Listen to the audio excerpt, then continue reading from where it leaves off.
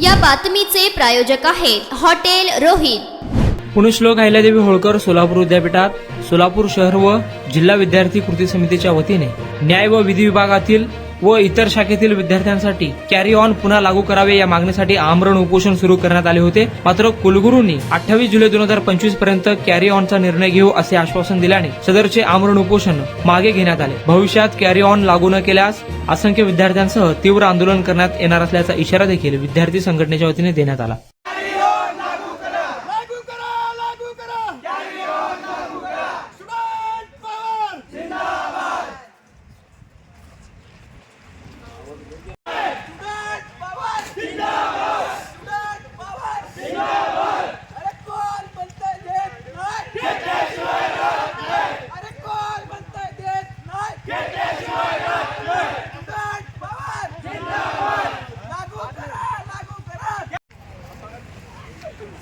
Senior सदस्य जे कुलगुरू सगळ्यांनी मिळून जे एक निर्णय घेण्याचं ठरवलेलं आहे आणि पॉझिटिव्ह निर्णय होईल आपल्याला, आपण आशा बाळगू।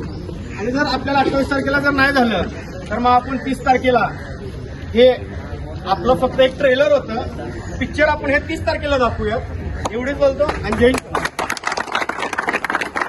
लागू होतं त्याद्वारे आपल्या सगळ्या विद्यार्थ्यांचं एक वर्ष वाया जाणं हे टाळत होतं आणि विद्यार्थी हे एकजुटीने मेहनतीने पुन्हा स्टडी करून ते विषय काढत होता आणि एक वर्ष वाया जे जायचं होतं ते वाचत होतं।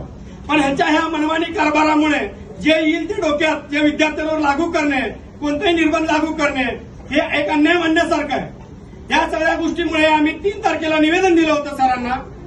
त्या निवेदनाची दखल घेताना 3 तारखेला निवेदन देताना कुलगुरू साहेबांनी स्वतः निवेदन स्वीकारलं नाही का? कारण त्यांना वाटत होते की प्रत्येक एक विद्यार्थी आलं तर आम्ही त्यांचं निवेदन स्वीकारू का? आम्हाला तेवढंच काम आहे का? मग कशासाठी बसवलं तुम्हाला इथं?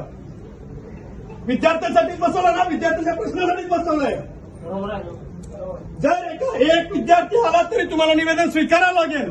हे पावर दाखवण्यासाठी जर आम्हाला तुम्ही कॅरी ऑन लागू नाही केलं तर पुढच्या ह्या 8 दिवसात आम्ही 2 ते 3 हजार कदाचित असंख्य विद्यार्थी येऊ आणि कायदा हातात घ्यायला पण आम्ही मागे पुढे बघणार नाही। कारण विद्यार्थी आहोत आम्ही, आमच्यावरती केसेस होऊ नये, आमचं करिअर खराब होऊ नये, 1 वर्ष वाया जाऊ नये यासाठी आम्ही एवढं तडपडतोय। तर विचार करा, जर तुम्ही जर आम्हाला ह्या गोष्टी करत नसाल तर ठीक आहे, असं तसं आमचं वर्ष वाया जाणार आहे। मग दुसऱ्या गोष्टी आम्हाला हातात घ्यायला पण आम्ही मागे पुढे बघणार नाही। आणि कुलगुरूंना हे समज यावी, कारण एक पीएचडी करणारा माणूस एक कुलगुरू झालेला असतो, खूप अभ्यास असतो की एक विद्यार्थी आल्यानंतर विद्यार्थ्यांच्या त्यांनी निवेदन स्वीकारत नाहीत।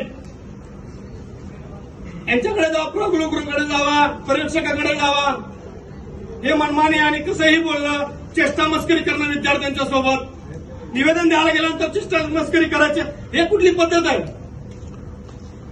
आणि ह्या अशा तुमच्या वागण्यामुळे ह्या विद्यार्थ्यातून कुणीतरी गुन्हेगार जन्माला येतं आणि याचे कारणीभूत तुम्हीच आहात। आणि असल्या आमचं एकच निवेदन आहे की अजूनही आम्ही रिक्वेस्ट करतोय, कारण आम्हाला हे जास्ती बोलायचं नाहीये, कारण विद्यार्थी काय करू शकतो हे अख्ख्या जगाला माहिती आहे। त्यामुळं आमचं निवेदन आम्ही कायद्याप्रमाणे नियमाप्रमाणे 3 तारखेला निवेदन दिलं। ठीक आहे, तुम्ही निवेदन स्वीकारला ना, आम्ही कुलगुरूंकडे दिलो, ओसी घेतलो, त्याची पुन्हा 8 दिवस पुन्हा 9 तारखेला आलो, पुनश्च निवेदन दिलं। त्यावेळी तुम्ही आम्हाला टाइम दिले नाहीत कुलगुरूंनी। मग विद्यार्थ्यांची जर तुमच्या नजरेत जर एवढे किंमत असेल तर ठीक आहे, आज तुम्ही कसं बाहेर येत नाही हे आम्हीही बघू। ठीक आहे, आम्ही पण बघणार आहोत। 8 दिवस नाही, 10 दिवस नाही, आमचं जेवढे सहनशीलता आहे तोपर्यंत आम्ही इथे बसू, कायद्याचं पालन करू। जर तुम्ही बाहेर नाही येत असेल तर आमच्याकडे पर्याय उरणार नाही। त्यामुळे एक विद्यार्थ्यांचं म्हणणं ऐकून घेण्यासाठी तुम्ही बाहेर यावं, म्हणणं ऐकून घ्यावं आणि कॅरी ऑन लागू करावे हे विनंती करतो। हे सगळ्या विद्यार्थ्यांकडून एक कळकळीची विनंती करतो की लागू द्यावे। जेवढा त्रास होईल तेवढं सहनशीलता बाहेर जाईल आणि त्या सहनशीलतेचा अंत काय होईल हे तुम्हाला चांगल्या प्रकारे माहिती आहे।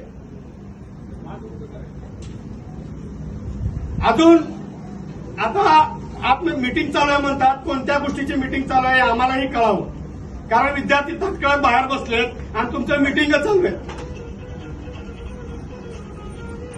आणि साहेब म्हणतात, साहेब रिक्वेस्ट आहे की साहेबांना तुम्ही सूचना द्यावे आणि त्यांना विद्यार्थ्यांचं म्हणणं ऐकून घेण्यासाठी बाहेर आणा. कारण अशी कोणती मिटिंग चालू आहे? विद्यार्थ्यांपेक्षा मोठी कोणती मिटिंग आहे? विद्यार्थ्यांच्या समस्यापेक्षा मोठं काय आहे तुमच्याजवळ? ठीक आहे, 5 मिनिट होऊन जाऊ द्या ना. ठीक आहे. आणि जर ठीक आहे काय होणार नाही, सहनशीलता संपली तर कायदा हातात घ्यायलाही विद्यार्थी मागे पुढे बघणार नाही. काय म्हणून गुन्हे दाखल होणार आहे, त्यातून एखादा गुन्हेगार जन्माला येणार आहे, त्याचं कारणीभूत फक्त तुम्हीच असणार आहे. एक विद्यापीठच असणार आहे. या विद्यापीठातून चांगले एक गुणवंत विद्यार्थी बाहेर काहीतरी एक नाव रोशन करण्यासाठी बाहेर पडतात, पण तुम्ही गुन्हेगार जन्माला घालताय. एक रिक्वेस्ट आहे, लवकरात लवकर सूचना द्याव्या आणि त्यांना घेऊन यावे बाहेर.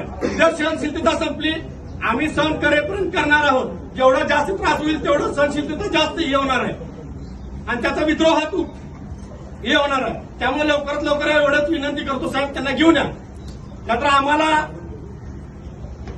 स्टुडंट पॉवर जिंदाबाद, स्टुडंट पॉवर जिंदाबाद. अरे कोण म्हणतंय देत नाही, घेतल्याशिवाय राहत नाही. अरे कोण म्हणतंय देत नाही, घेतल्याशिवाय राहत नाही. स्टुडंट पॉवर जिंदाबाद. विद्यार्थी एकजुटीचा विजय असो, विद्यार्थी एकजुटीचा विजय असो. अरे कोण म्हणतंय देत नाही, घेतल्याशिवाय राहत नाही. अरे कोण म्हणतंय देत नाही, घेतल्याशिवाय राहत नाही. लागू करा, लागू करा. Carry on.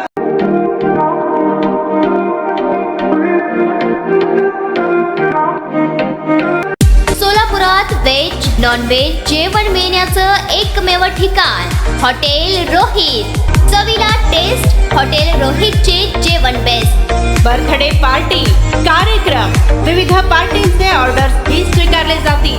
ग्राहकांसाठी खास पार्सलची सोय. आमचा पत्ता हॉटेल रोहित, दास रस्ता opposite Kaligar petrol pump, Solapur.